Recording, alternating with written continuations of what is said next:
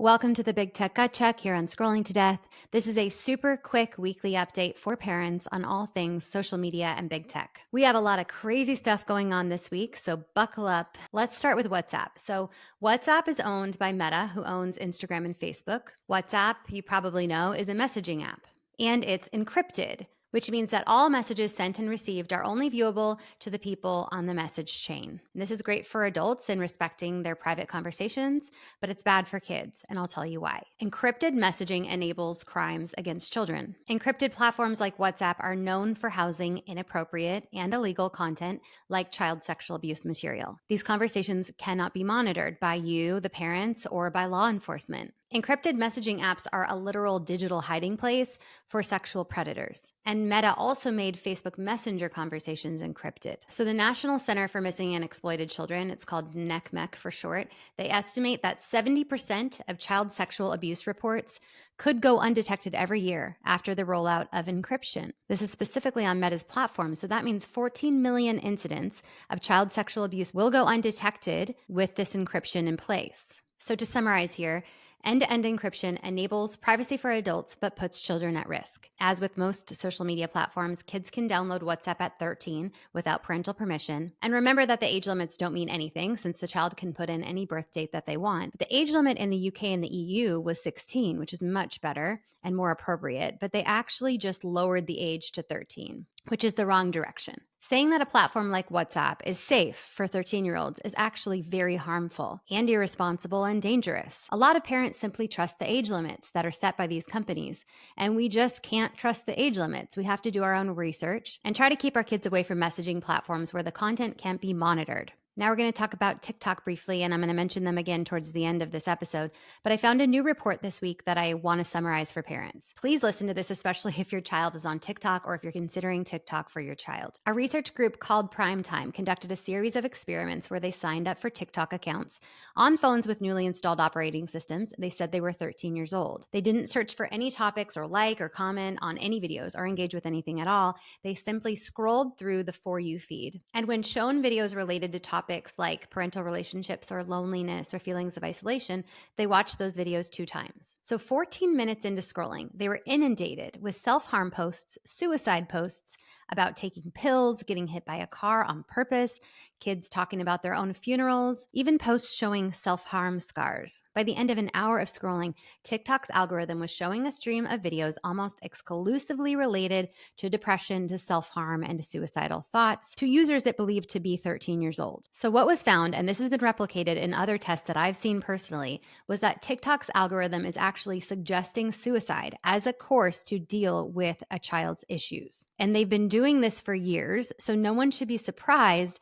that the suicide rates in children and teens, especially teen girls, has skyrocketed. And I know that TikTok is being sued by countless organizations and families for serving addictive and harmful content, but I'm honestly flabbergasted that this platform is allowed to exist. TikTok is literally pushing teen girls to suicide. The connection is clear. This is what keeps me up at night. All right, let's move on. So there's a study from December, but it went under the radar and I want to cover it quickly. This study was published in the British Medical Journal, and it found a link between social media use and participation in health risk behaviors like gambling, alcohol, drug and tobacco use, and even risky sexual practices. So specifically, daily social media use increase the odds of participating in gambling by almost 200%. Are we surprised by this? No. Social media is basically gambling. Gambling is an activity that is based on intermittent reinforcement. You do the same thing over and over, and you get rewarded at random times. Social media is also based on intermittent reinforcement.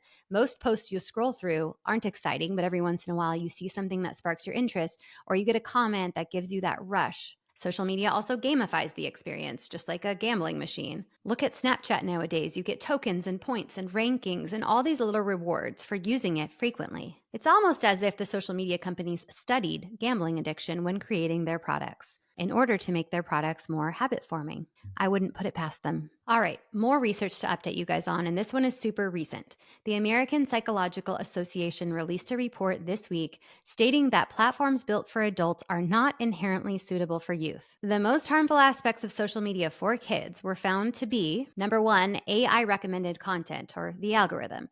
Currently, design features prioritize content evoking extreme emotions or content that depict illegal or harmful behavior. Number two is likes and follower counts. We really saw youth mental health start to plummet after these platforms rolled out the ability to like posts and display follower counts. Kids are especially sensitive to both positive social feedback and rejection from others, so using metrics to maintain platform engagement capitalizes on kids' vulnerability and likely leads to problematic use. So, third harmful aspect is the use of youth data for tailored ad content.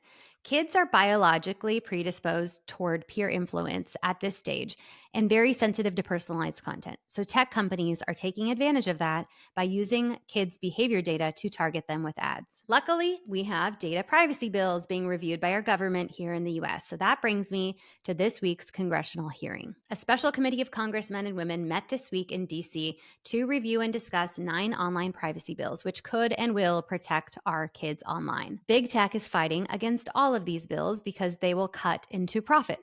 Profits are the only thing that these companies are worried about. It is vital that parents speak up about these bills. I'm going to list them now, but you can do your own research and decide which ones you like. Then go to house.gov, enter your zip code at the top right, let your representative know which you support, or you could just tell your rep that online safety for kids is important to you. You don't even have to mention a bill. But the bills that you should be looking at are American Privacy Rights Act, APRA, Kids Online Safety Act, COSA, Children and Teens Online Privacy Protection Act, COPPA 2.0, the Algorithmic Accountability Act, the Delete Act, the TLDR Act, the Banning Surveillance Advertising Act, Sammy's Law, the Protect Kids on Social Media Act, and the Screen Act. It really is amazing to finally see federal bills being proposed. The game is gonna change once some of these pass, and it will be in the favor of our children. Okay, now that we're on legislation, let's talk about the TikTok bill that everyone is talking about. There are some updates to this bill from this week. I just got off the line with former congressional staffer Patrick Lyden. He's also a public policy expert. I'm gonna let him update you guys on what's going on with this TikTok bill. So I'm here with Patrick Lyden today. We are going to give you guys an update on the TikTok bill.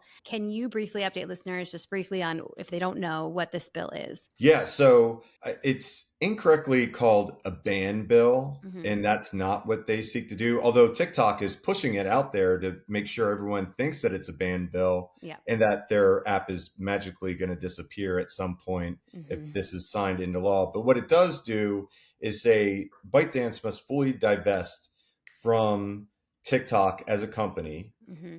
and TikTok must be bought by a domestic company or partnership. And so that's all it says. And if they don't, then there will be a ban. The House passed a bill that had a 6-month divest period. Yes, but there's been an This update to that, right? Yep. The Senate was not very pleased with that bill. But since that time, there is a new bill that's moving through the House that might move with some of the foreign aid packages that you Okay. hear about, Mm-hmm. that would offer a 1-year divest period. So it would give the administration greater flexibility and a longer time period for the company to make decisions if the bill is passed in both the Mm-hmm. House and Senate and then signed into law. This was brought to light because there's national security risks, and we were concerned about a Chinese owned company having a lot of our data, very sensitive data. And then the fact that the Chinese government is able to request any data that's owned by their companies at any time. That is the main concern. It's not that the company is Chinese. It's the fact that the Chinese government, the Communist Party, can ask for and receive the Mm-hmm. information at their request, at their will, and it's built Mm-hmm. into the laws of China. Our intelligence communities have basically said this is more or less Chinese spyware that people are willingly put on their phones, and there's just a massive amount of information that flows back to the company. And then Right. the concern is that the Chinese government can request and and have that information in itself. Thank you to Patrick for that update. So, a downside of this bad press for TikTok is that Snapchat is seeing a surge in users and their stock price. This is not what we need.